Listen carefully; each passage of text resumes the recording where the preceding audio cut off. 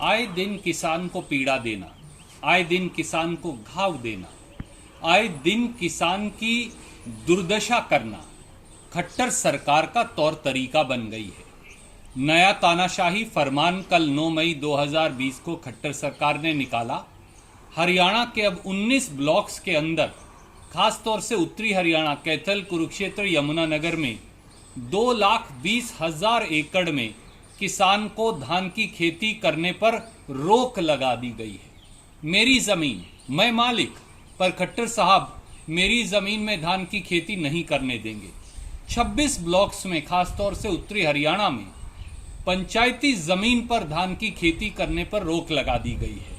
और यही नहीं, ये भी फरमान जारी कर दिया गया कि अगर किसान धान की खेती करेगा तो उसके धान की फसल को न्यूनतम समर्थन मूल्य पर नहीं खरीदा जाएगा और किसान की सब सब्सिडी वापस ले ली जाएगी। खट्टर साहब, क्या जल बचाने का ये तरीका है कि किसान के पेट पर लात मारो, उसकी रोजी रोटी छीन लो? पिछले साल भी आप जल जीवन स्कीम 7 ब्लॉक्स के लिए लेकर आए थे, वो भी फेल हो गई। तो आज वाली स्कीम कैसे लागू होगी ये बताइए।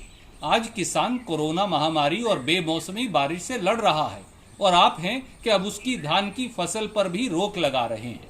कृपया करके किसान से ये घोर अन्याय बंद करिए और इस प्रकार के अन्यायपूर्ण निर्णय बंद करिए। अगर भूजल सुधारना है तो दोबारा से दादूपुर नलवी रिचार्ज नहर परियोजना को शुरू करिए, जिसको 450 करोड़ हरियाणा की कांग्रेस सरकार ने खर्च करके बनाया था।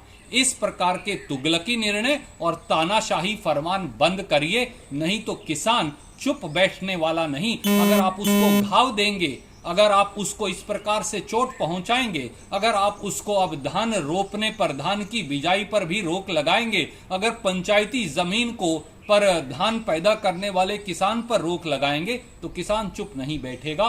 उम्मीद है कि खट्टर साहब सामने आकर किसान से हो रहे इस अत्याचार का जवाब देंगे।